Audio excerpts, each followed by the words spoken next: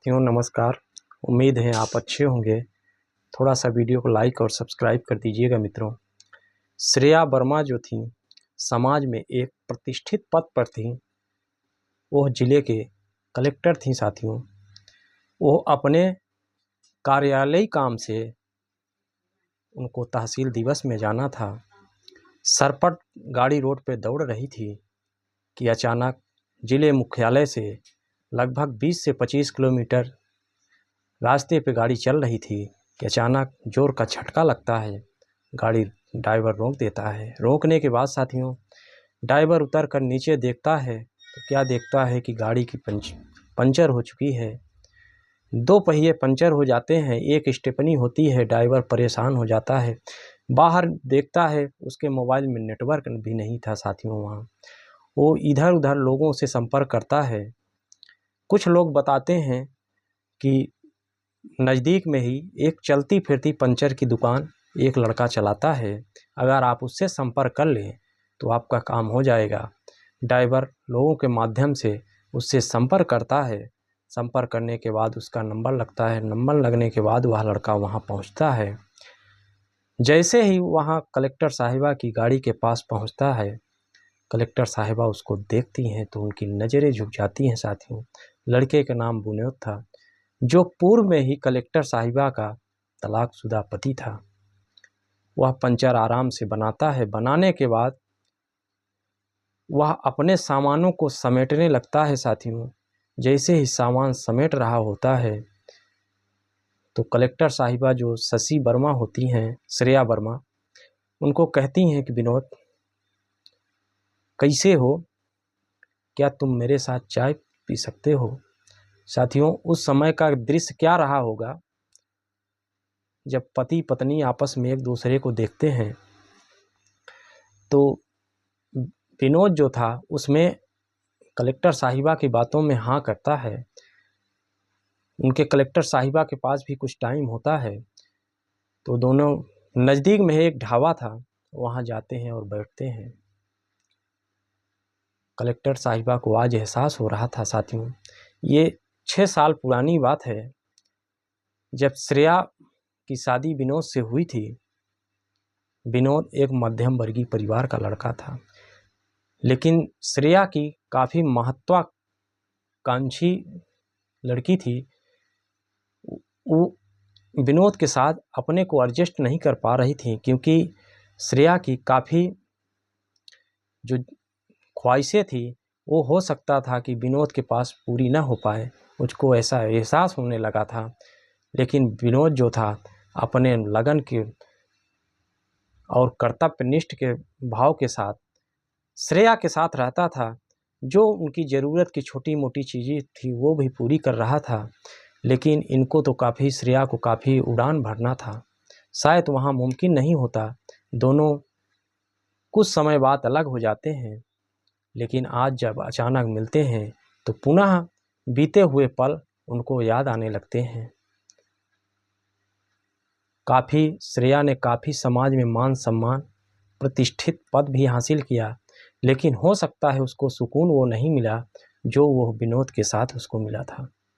वो आज सोच रही है कि विनोद जैसे पूर्व में एक कर्तव्यनिष्ठ और अच्छे स्वभाव के थे, आज भी वैसे ही हैं। इनको न गरीबी का कोई वो है ना अमीरी का। मुझे ज़िंदगी में कई सारी लालसा थी कि मैं इनसे अलग हो गई, लेकिन आज भी मुझे सुकून नहीं है साथी। दोनों चाय पे पहुंचते हैं। चाय का ऑर्डर दिया जाता है। चाय की चुस्की दोनों ले रहे हैं। आपस में थोड़ा बहुत बात भी दोनों की होती है। श्रेया विनोद से पूछती है, विनोद ज़िंदगी कैसे चल रही है। विनोद कहता है कि जो भी है ज़िंदगी में अच्छा सुकून है, आराम से ज़िंदगी कट रही है। इसके बाद विनोद श्रेया को भी पूछता है कि आप बताइए आपका कैसा है। आप तो एक समाज में प्रतिष्ठित पद पे हैं, आप बताइए आपकी कैसे चल रही है। श्रेया कहती है अब अकेली ज़िंदगी कैसी है। पद मान सम्मान पैसा रुतबा सब कुछ मिला, लेकिन हो सकता है मुझे सुकून नहीं मिला और तुम एक सुकून की ज़िंदगी जी रहे हो, तो तुम्हारी ज़िंदगी तो मुझसे तो अच्छी ही है। उसको भी, श्रेया को भी एहसास होता है कि विनोद की ज़िंदगी एक सुकूनदायक है। धीमे धीमे चाय ख़त्म भी हो रही है। उसको एक सुकून से एहसास होता है जो ज़िंदगी में विनोद से अलग होने के बाद कभी उसको सुकून नहीं मिला। भले ही इतना पैसा और रुतबा मिला, लेकिन उसको सुकून नहीं मिला था।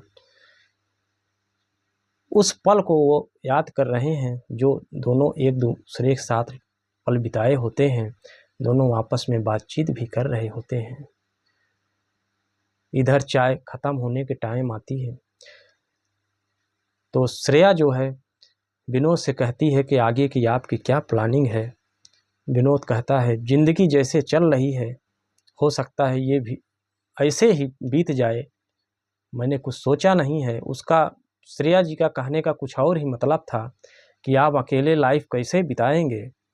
इसके बाद विस्तार से पूछती हैं कि आप अभी तक अकेले हैं, लाइफ में कैसे आप एडजस्ट कर लेते हैं। विनोद सारी चीज़ें बताता है कि जब एडजस्ट करना था तब तो हो ही नहीं पाया, तो अब तो अकेले हैं, हो ही जाता है। खाना पीना बना लेता हूँ, कभी सुबह बना लेता हूँ, कभी शाम बना लेता हूँ।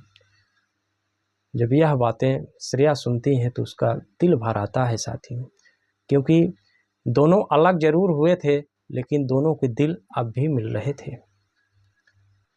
अलग होने के वक्त दोनों ने, हो सकता है शायद कसमें वादे खाए हों कि हम लोग अलग रहेंगे, लेकिन एक दूसरे की उन्नति की कामना हर समय करेंगे। शायद वही वादाएं आज जब मिलते हैं तो एक दूसरे को याद आते हैं। चाय ख़त्म हो जाती है, चलने का वक्त होता है। हो सकता है आज श्रेया और विनोद की आखिरी ही मुलाकात हो। उस लम्हे को दोनों आज उस लम्हे में डूबे हुए बैठे हैं। कुछ जो थोड़ा बहुत कुछ यादें थीं दोनों उसको भी साझा कर रहे होते हैं। इधर कलेक्टर मैडम को एक तहसील दिवस में जाना था, उनका टाइम भी हो रहा था। विनोद से कहती हैं, विनोद शायद मेरा चलने का टाइम हो गया है, मैं दुआ करूंगी, कामना करूंगी कि ज़िंदगी आपकी अच्छी चले। विनोद भी कहता है कि श्रेया जी, मैं भी आपके लिए चाहूँगा कि ज़िंदगी में आप जहाँ भी रहें ऊंचाइयों को छुएं। हो सकता है दोनों की ये आखिरी भी मुलाकात हो सकती थी। इसके बाद दोनों, कलेक्टर मैडम को भी चलने का टाइम हो गया है, चल देती हैं। चल रही हैं और बार बार विनोद को देख रही हैं कि विनोद किस हालत में ज़िंदगी जी रहा है। आज उनको उस विनोद के साथ भले ही 10 मिनट बैठी हों, लेकिन ज़िंदगी का एक अलग ही सुकून मिला है। अपने लाइफ में जो पार्टनर के साथ बैठकर सुकून मिलता है, वह सुकून शायद कितना भी धन दौलत मिल जाए लेकिन शायद वो नहीं मिल पाता। आज यह एहसास श्रेया को होता है। अपनी गलतियों का एहसास कर लेती हैं चलते वक्त। सीधा आज उनको तहसील दिवस में काम था, चली जाती हैं, लेकिन सोचती हैं कि समय बदला तो हम दोनों ज़रूर मिलेंगे, एक नई ज़िंदगी की शुरुआत करेंगे साथियों। इसके बाद वहाँ से चली जाती हैं कलेक्टर साहिबा और विनोद के साथ बिताए लम्हों को भी उनको रास्ते में याद आ रहे हैं। साथियों नमस्कार, हमारे चैनल को थोड़ा लाइक और सब्सक्राइब कर दीजिएगा मित्रों।